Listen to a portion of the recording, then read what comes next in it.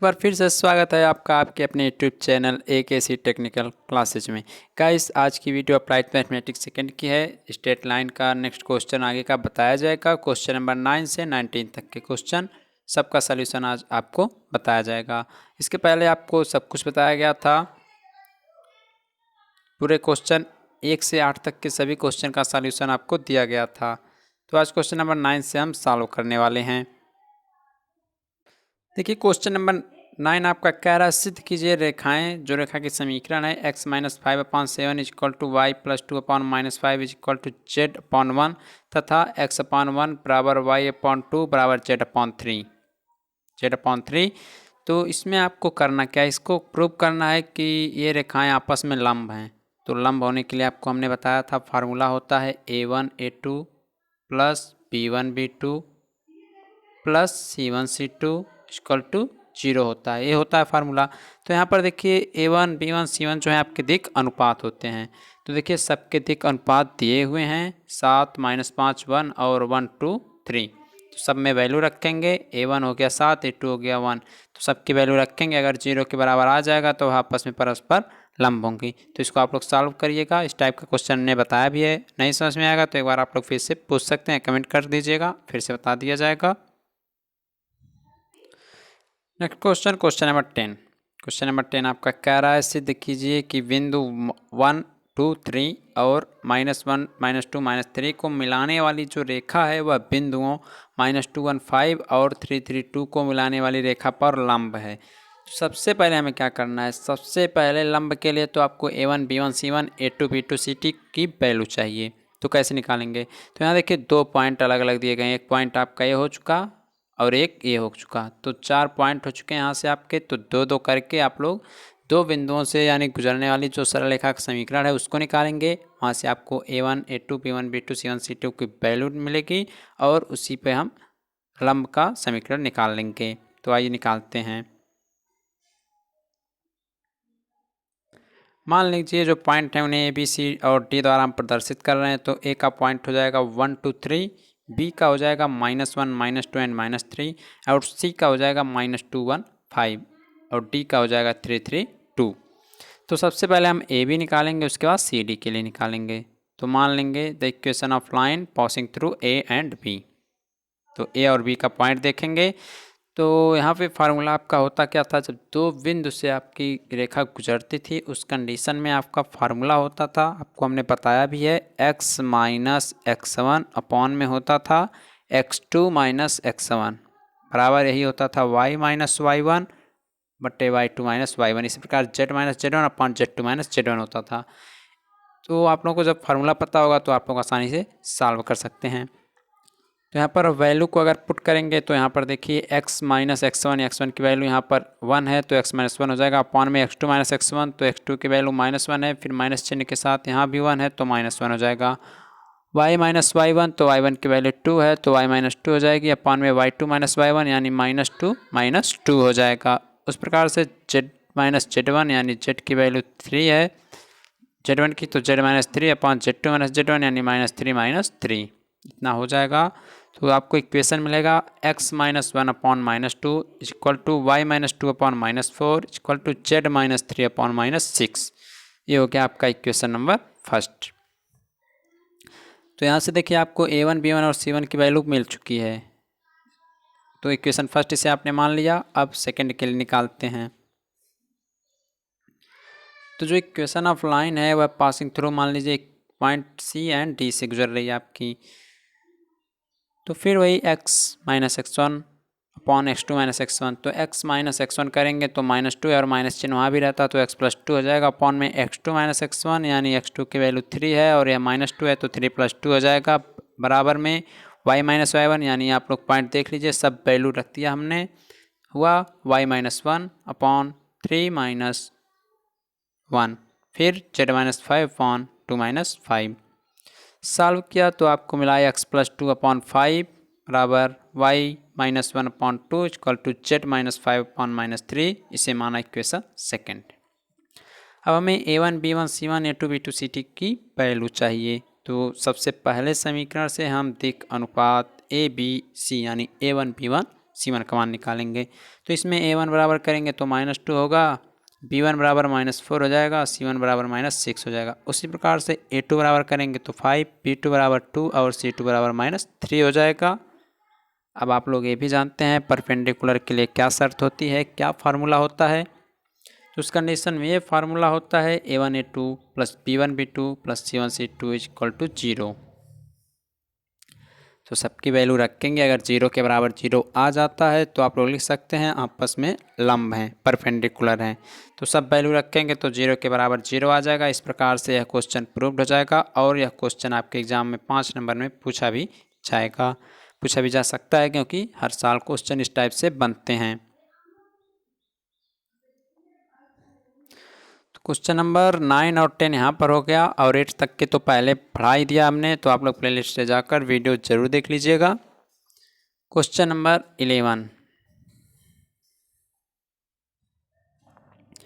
Question number 11 आपका कह रहा है उस रेखा का समीकरण ज्ञात करें जो बिंदु 2 3 -1 से होकर जाती है तथा रेखाओं x-4/3 equal to y+3/2 equal to z-1/4 तथा x+2/1 equal to y-1/3 equal to z+4/4 पर लंब है।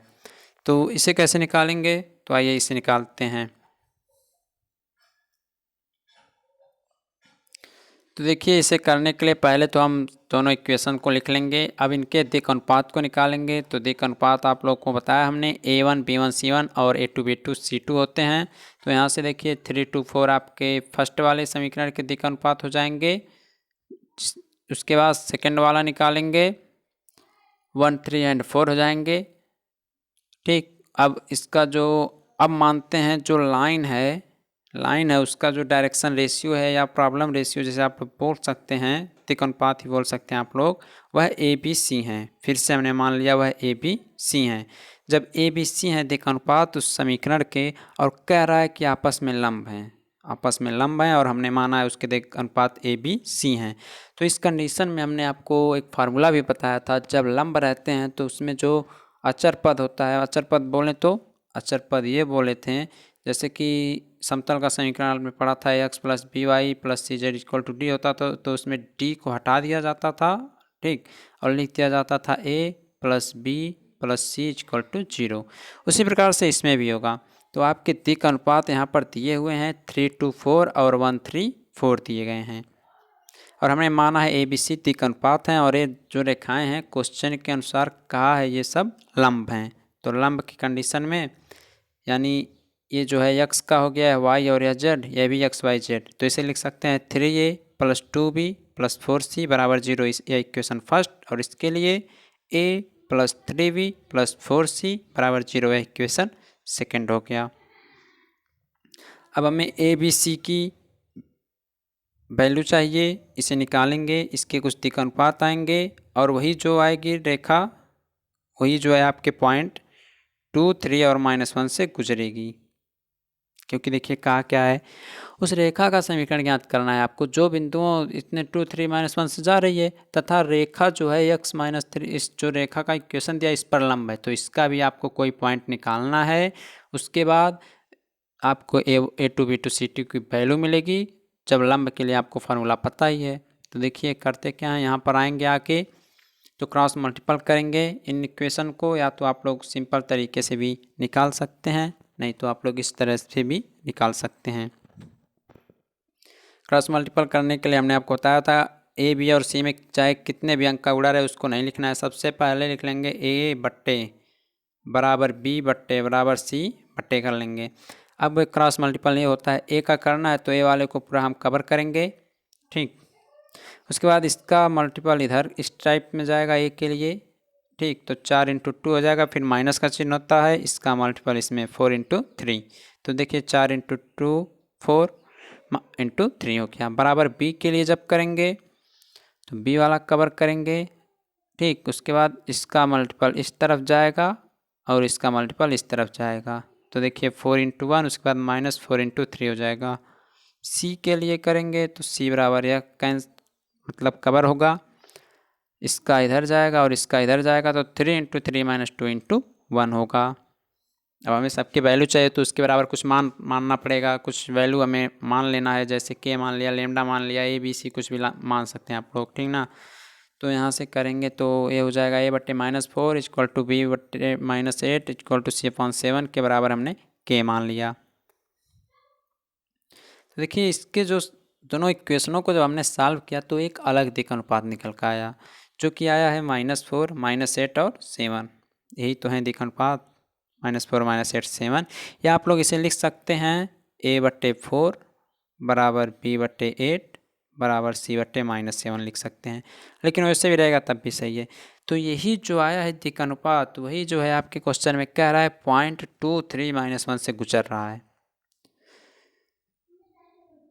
तो जब गुजर रहा है, दिक् अनुपात पता रहे, पॉइंट पता रहे, तो इक्वेशन होता है x - x1/a बराबर y - y1/b बराबर z - z1/c।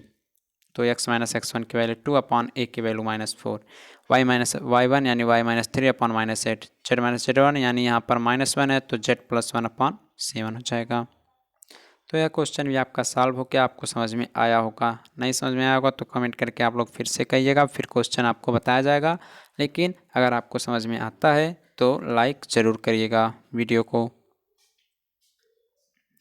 क्वेश्चन नंबर 12 देखते हैं। क्वेश्चन नंबर 12 कह रहा है के किस मान के लिए सरल रेखाएं जो हैं आपकी दी हुई हैं यह आपस में परस्पर लंब हैं। तो देखिए बहुत ही सिंपल क्वेश्चन है, दिक् अनुपात आपको इसमें पता ही चल जाएगा।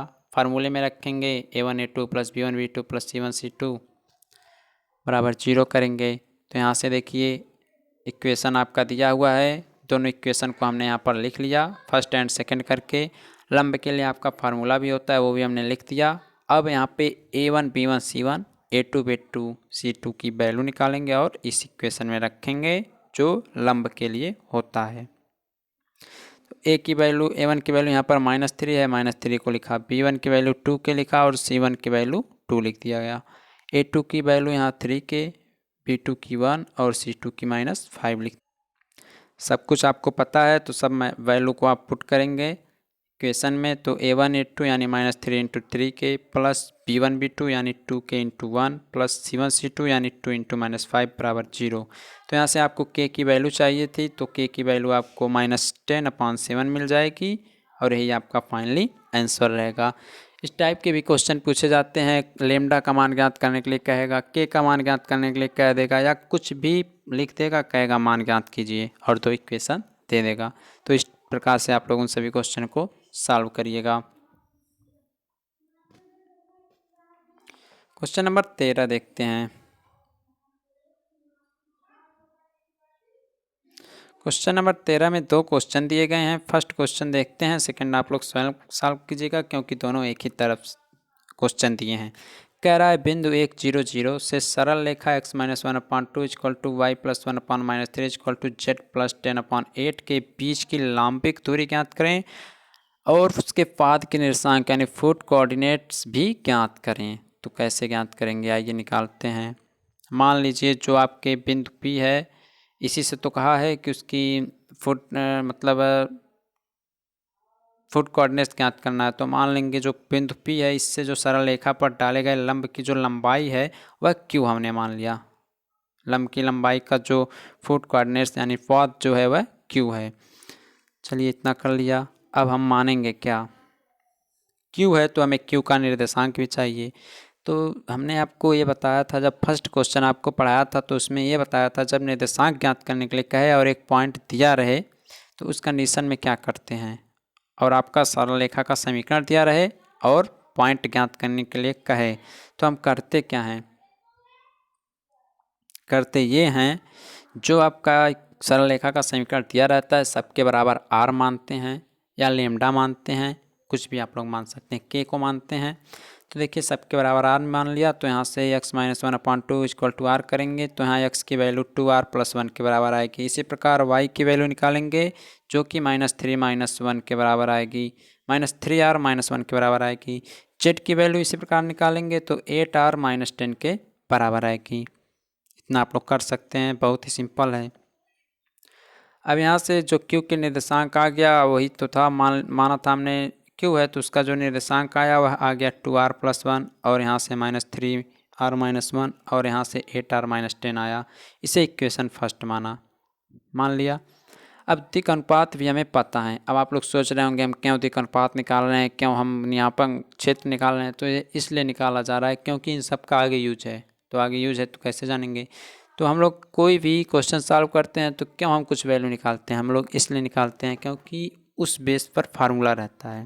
तो आपको जब पता रहना चाहिए फार्मूला होता क्या है। जब आप लोग फार्मूला पढ़ेंगे तो जानेंगे और प्रैक्टिस 1-2 बार करेंगे तो समझ में आएगा।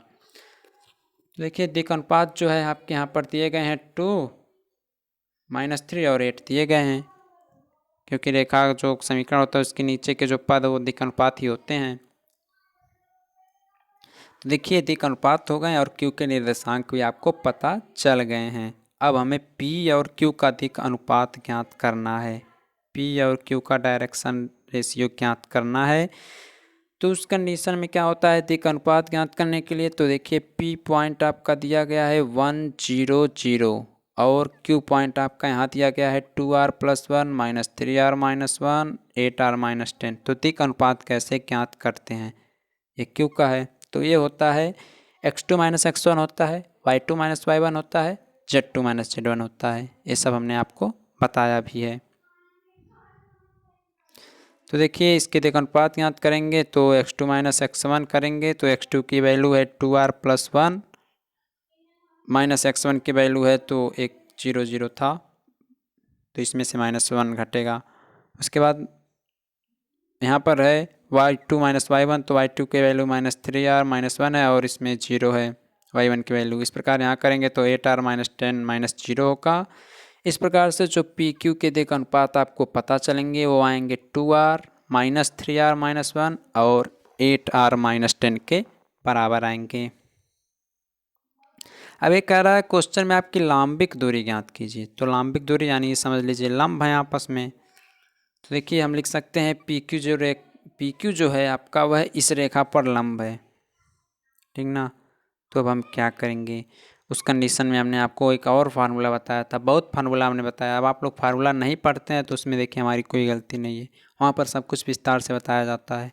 आप लोग सीधे क्वेश्चन सॉल्व करते हैं इसलिए आपको समझ में भी नहीं आता है। उस कंडीशन में होता है ax1 + by1 + cz1 = 0। अभी हमने क्यों किया ऐसा इसलिए किया है ताकि हमें r की वैल्यू पता चले, जिससे हम q के निर्देशांक ज्ञात कर सकें, क्योंकि वो अभी भी r के पद में हैं। और इस चैप्टर में हमने फर्स्ट क्वेश्चन ही आपको इस टाइप का बताया है तो वही हम इसमें भी कर रहे हैं। तो देखिए a की वैल्यू यहाँ पर है 2 और b की वैल्यू -3 और c की वैल्यू 8 है, दिक् अनुपात जिसे आप लोग बोलते हैं, जो कि यहाँ लिखा गया है। तो 2 × x1 ये हो गया 2r -3 × -3r-1 + 8 × 8r-10।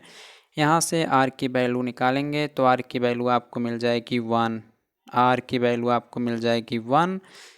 तो r की वैल्यू को जो हम इक्वेशन फर्स्ट में रखेंगे तो हमें q के निर्देशांक ज्ञात हो जाएंगे और यही हमें ज्ञात भी करना है और लास्ट में लंबिक दूरी भी ज्ञात करना है। तो देखिए इक्वेशन फर्स्ट आपने लिखा होगा, आप लोग वहाँ कॉपी में अपने देख लीजिएगा, बार बार स्क्रॉल करने में थोड़ा प्रॉब्लम होती है। तो होता क्या है 2r+1 था तो 2 × r की जगह 1 रखा +1 कर दिया तो हमें निर्देशांक मिलेंगे 3 -4 और -2। एक को आंसर तो आपका यह होगा। अब हमें लंब की लंबाई भी ज्ञात करना है। तो P से दी गई जो सरल रेखा Q है उस पर डाले गए लंब की लंबाई ज्ञात करनी है। तो P के पॉइंट थे आपके 1 0 0 थे और Q के पॉइंट आपके आए हैं 3 -4 एंड -2। तो लंब की लंबाई हमें कैसे ज्ञात करना रहता था, यानी बीच की दूरी जैसे ज्ञात करते हैं समझ लीजिए वही है। तो x2 - x1 + y2 - y1 + z2 - z1 करना रहता है। तो x2 की वैल्यू यहाँ 3, उसके बाद -1 होगा प्लस -4 है तो -4 - 0 का स्क्वायर प्लस -2 है तो -2 - 0 का स्क्वायर आएगा √24, जिसे आप लोग लिख सकते हैं 2√6 इकाई। यही जो है P से सरल रेखा पर डाले गए लंब की लंबाई होगी। तो गाइस आशा करता हूँ आपको यह क्वेश्चन समझ में आया होगा। देखिए थोड़ा लॉन्ग तो था ही और साथ में कन्फ्यूजिंग भी है, तो आप लोग 2-3 बार सॉल्व करेंगे तो आपको आ जाएगा समझ में। इस प्रकार से क्वेश्चन नंबर 13 का सेकेंड क्वेश्चन कह रहा है बिंदु 1 6 3 से रेखा x/1 equal to y minus 1/2 equal to z minus 2/3 पर डाले गए लंब का पथ तथा लंबाई ज्ञात करें। बिंदु 1 6 3 का दी हुई रेखा में प्रतिबिंब के निर्देशांक भी ज्ञात करें। कुछ नहीं करना है, लैंग्वेज चेंज किया, सेम टू सेम उसी प्रकार सॉल्व करिएगा, आंसर मिल जाएगा। क्वेश्चन नंबर 14 पर चलते हैं। कहा है बिंदु 0 2 7 से सरल रेखा इतने इतने पर डाले गए लंब के पाद के निर्देशांक ज्ञात करना। देखिए ये भी क्वेश्चन सेम टू सेम पीछे के क्वेश्चन की तरह है, सॉल्व करिएगा, बस उसमें लंबाई आप लोग नहीं ज्ञात करेंगे, यानी क्यू के निर्देशांक तक ही सॉल्व करिएगा, आपका क्वेश्चन सॉल्व हो जाएगा, लंबाई उसमें नहीं निकालना है। तो गाइस आशा करता हूँ इतना सब कुछ बताने के बाद आप लोग ये दोनों क्वेश्चन ज़रूर सॉल्व करेंगे। जिनका भी नहीं सॉल्व होगा वो कमेंट करके हमसे बताएंगे, उनको स्पेशली हम बता देंगे, वीडियो एक बना देंगे उस पर। चलते हैं क्वेश्चन नंबर 15 की तरफ। बहुत ही इम्पोर्टेंट क्वेश्चन है, हर साल आपके एग्ज़ाम में पूछा जाता है और यह वेरी वेरी इंपॉर्टेंट क्वेश्चन है। 5 नंबर में हर साल आपके पूछा जाता है, यही नहीं कि यही क्वेश्चन पूछा जाएगा, इस टाइप का क्वेश्चन। बीच की दूरी नहीं, न्यूनतम दूरी, बीच की न्यूनतम दूरी, कम से कम दूरी क्या होती है इस कंडीशन में आपके एग्ज़ाम में हर साल 5 नंबर में पूछा जाता है। तो आप लोग इस टाइप के क्वेश्चन को ज़रूर सॉल्व करिएगा, बहुत ही बेहतरीन तरीके से आज आपको इसको हम बताएंगे, पूरी अच्छी तरह से आपको समझ में आएगा भी। देखिए दो इक्वेशन दिए हुए हैं रेखा के, कह रहा है इनके बीच की न्यूनतम दूरी ज्ञात कीजिए। देखिए इक्वेशन फर्स्ट ये है, इक्वेशन सेकंड ये है, इनके बीच की न्यूनतम दूरी ज्ञात करनी है। तो सबसे पहले कुछ भी ज्ञात करने के पहले आपको फार्मूला समझना पड़ता है कि फार्मूला क्या होता है। तो फार्मूला हमारा होता है शॉर्ट डिस्टेंस, जिसे बोल सकते हैं न्यूनतम दूरी, बराबर होता है mod of x2 minus x1 y2 minus y1 z2 minus z1 l1 m1 n2 n1 l2 m2 n2। अब इसे मॉड नहीं आप लोग साराडिक कहेंगे। अपॉन में क्या होता है, अंडर रूट होता है m1 n2 minus m2 n1 का होल वर्ग plus n1 l2 minus n2 l1 का होल वर्ग plus l1 m2 minus l2 m1 का होल वर्ग होता है। तो फार्मूला लर्न करना बहुत ही ज़रूरी है, नहीं तो आपके क्वेश्चन सॉल्व नहीं होंगे। फार्मूले में कुछ नहीं है, केवल लॉन्ग दिख ही रहा है, तो इसको सॉल्व करिए। तो फार्मूला नोट कर लीजिएगा। अब हम ज्ञात करते हैं m1 n1 सबका मान और x2 माइनस x1 का मान, सब मान मतलब जितना दिया हुआ है आपके फार्मूले में। तो देखिए द इक्वेशन ऑफ लाइन आपके दिए हुए हैं, x minus 1/2 equal to y minus 2/3 equal to z minus 3/4, और दिया है x minus 2/3 equal to y minus 4/4 equal to z minus 5/5 दिए हुए हैं। अब आपको सबसे ज़रूरी बात ध्यान में ये देना है, बहुत इंपॉर्टेंट बात बताने जा रहे हैं, आप लोग ध्यान से सुनिएगा।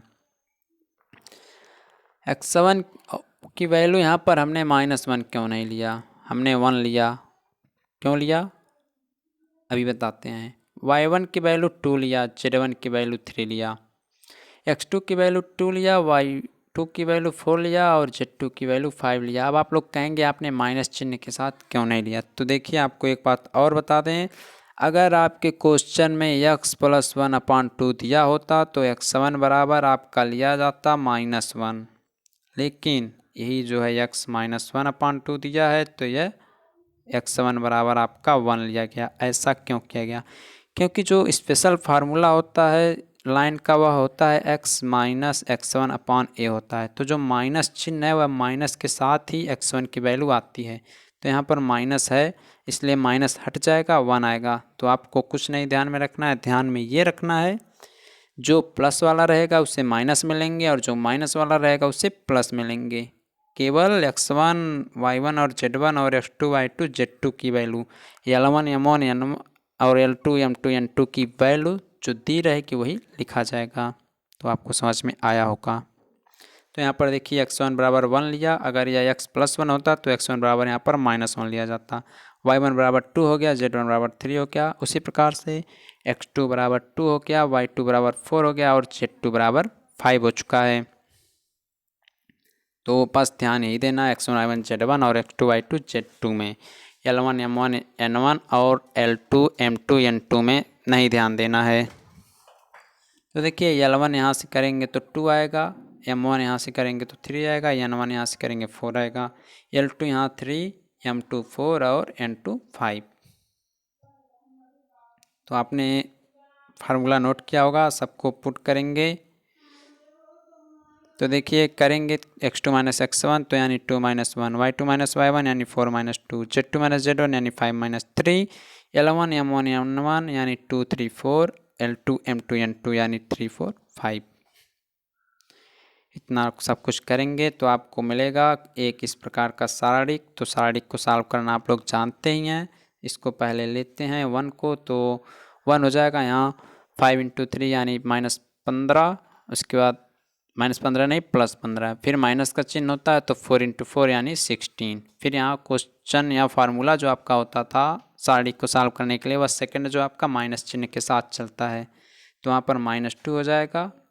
तो यह और यह पैक है तो 5 इंटू 2 यानी 10, माइनस का चिन्ह होता है 4 इंटू 3 यानी 12, फिर प्लस का चिन्ह होता है तो +2 लिया जाएगा। तो यह और यह पैक कर लेंगे तो 4 इंटू 2 यानी 8, माइनस का चिन्ह 3 इंटू 3 यानी -9।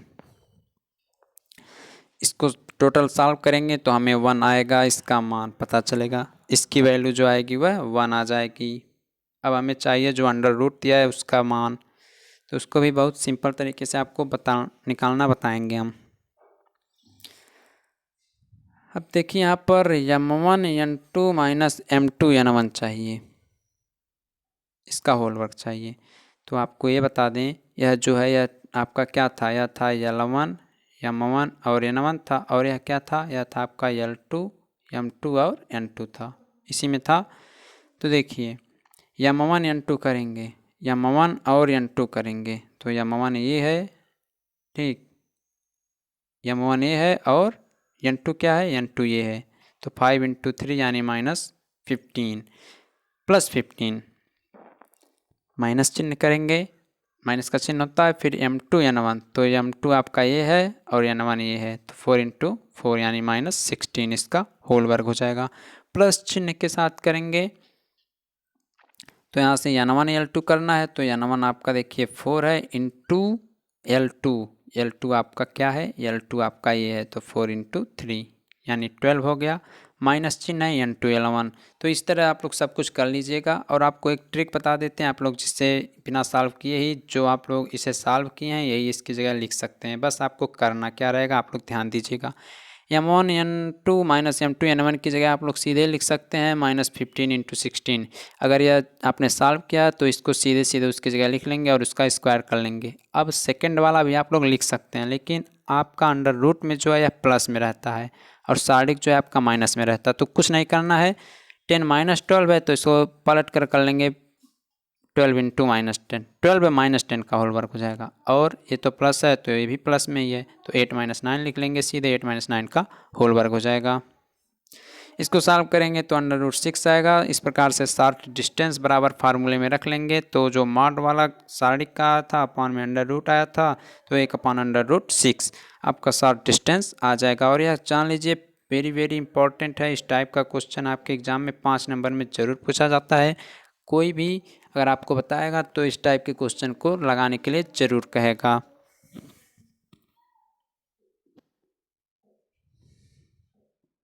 तो इस प्रकार से चलते हैं अपने नेक्स्ट क्वेश्चन नंबर 15 का सेकंड में भी बीच की दूरी ज्ञात करनी है, तो आप लोग ज्ञात कर लीजिएगा। क्वेश्चन नंबर 16 कह रहा है न्यूनतम दूरी निकालकर आपको ये प्रूव करना है कि आपस में प्रतिच्छेद नहीं करती। तो आइए इसकी कंडीशन जानते हैं। क्वेश्चन नंबर 16 देखिए, जब आपकी प्रतिच्छेद नहीं करेंगी तो शॉर्ट डिस्टेंस की वैल्यू जो है कुछ आएगी, जैसे 1 2 3 किसी पूर्णांक के रूप में आएगी। और जब प्रतिच्छेद करेगी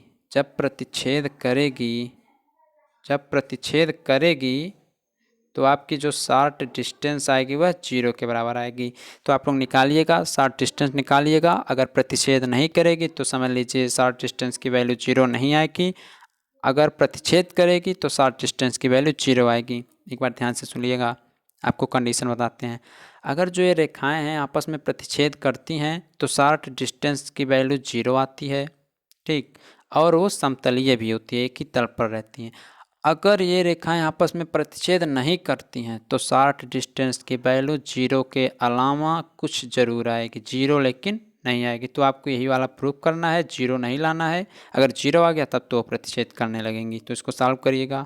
क्वेश्चन नंबर 17, 18, 19 में भी आपको बीच की न्यूनतम दूरी ज्ञात करना है। सॉल्व करिएगा, नहीं समझ में आएगा तो हमसे पूछेगा कमेंट करके, फिर से बताया जाएगा इन सब क्वेश्चन को।